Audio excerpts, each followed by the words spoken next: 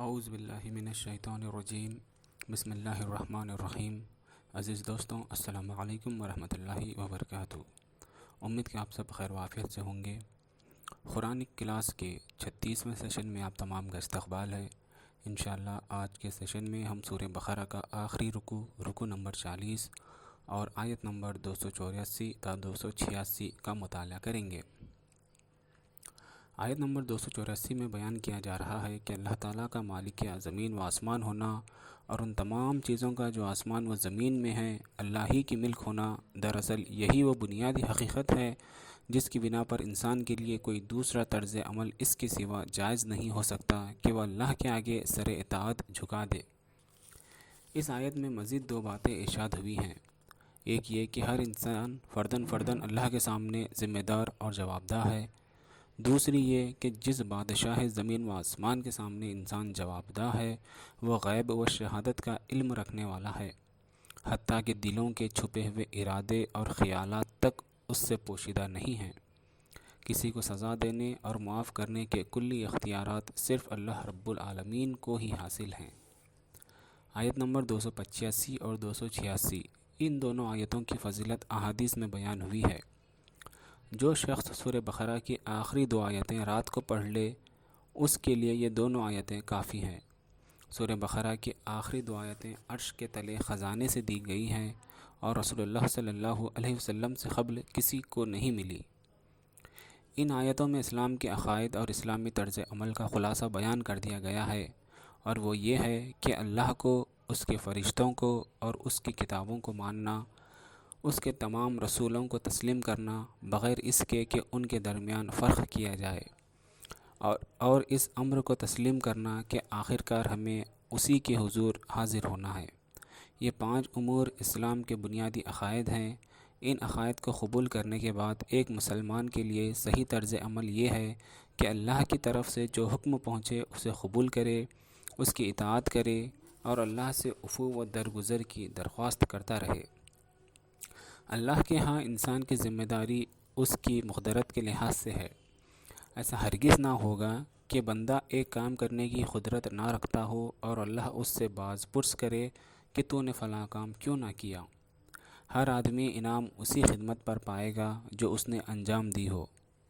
یہ ممکن نہیں ہے کہ ایک شخص کی خدمات پر دوسرا انعام پائے اور اسی طرح ہر شخص اسی قصور میں پکڑا جائے گا جس کا وہ خود مرتکب ہوا ہو۔ یہ نہیں ہو سکتا کہ ایک کے قصور میں دوسرا پکڑا جائے۔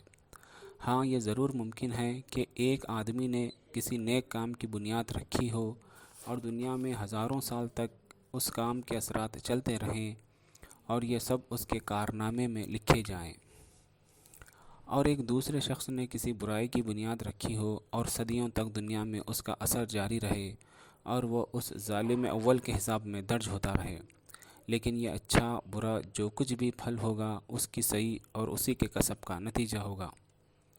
سورہ بقرہ کا اختتام اس دعا کے ساتھ ہوتا ہے کہ اے ہمارے رب، ہم سے بھول چوک میں جو قصور ہو جائیں ان پر گرفت نہ کرنا۔